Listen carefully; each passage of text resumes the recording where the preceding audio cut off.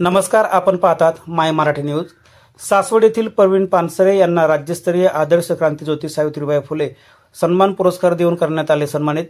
पुरंदर तालुक्यातील सासवड येथे राहणाऱ्या सामाजिक कार्यकर्त्या प्रवीण पानसरे यांना साऊ ज्योती सामाजिक फाउंडेशन त्याचबरोबर सर्च फाउंडेशन यांच्या संयुक्त विद्यमाने दिला जाणारा क्रांतिज्योती सावित्रीबाई फुले सन्मानोत्तर पुरस्कार देऊन सन्मानित करण्यात आले। संस्थेच्या द्वितीय वर्धापन दिनानिमित्त झालेल्या कार्यक्रमामध्ये पुणे येथील सावित्रीबाई स्मारक येथे हा कार्यक्रम पार पडला। यावेळी हा पुरस्कार प्रदान करण्यात आला। प्रवीण पानसरे यांनी सामाजिक क्षेत्रामध्ये चांगलं काम केलं आहे। विशेषतः महिलांच्या क्षेत्रामध्ये त्यांचं काम वाखाणण्याजोग आहे आणि त्यामुळे त्यांना हा पुरस्कार प्रदान करण्यात आला। प्रवीण पानसरे या भूमाता महिला ब्रिगेडच्या देखील कार्यकर्ते आहेत।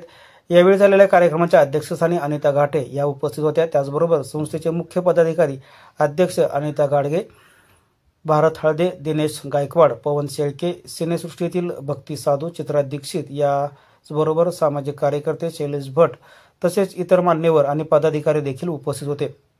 माय मराठी न्यूजसाठी छाया नांदगुडे, पुरंदर। नमस्कार, आपण आहोत पुणे या ठिकाणी प्रवीणताई पानसरे साऊ ज्योतिबा फाउंडेशन या वतीने प्रवीणताई पानसरे आणि त्यांना पुरस्कार भेटलेले आहेत। त्यांच्याबद्दल ते काय सांगू आपण थोडं जाणून घ्या। मी प्रवीणताई पानसरे, सामाजिक कार्यकर्ते, भूमाता महिला संघटना, सेवा सामाजिक महिला विकास संस्थेचं काम बघते। हे पुरस्कार म्हणजे श्रेय काय आहे?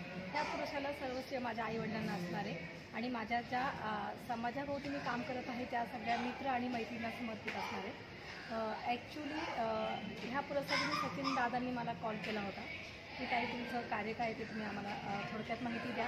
ती माहिती पाठवली आणि त्यांनी माझा साऊ आणि सर्च फाउंडेशन यांच्या वतीने जो राज्यस्तरीय सन्मानरत्न पुरस्कार मला त्यांनी दिला, म्हणून मी त्यांचे पहिले धन्यवाद देते। आणि या पुरस्काराने आम्हाला एक काम करण्याची ऊर्जा मिळते आणि आम्ही समाजासाठी काम करत राहू आणि त्याबद्दल जे तळागाळातील लोक आम्हाला सपोर्ट करतात त्यांचेही मी आभार मानते।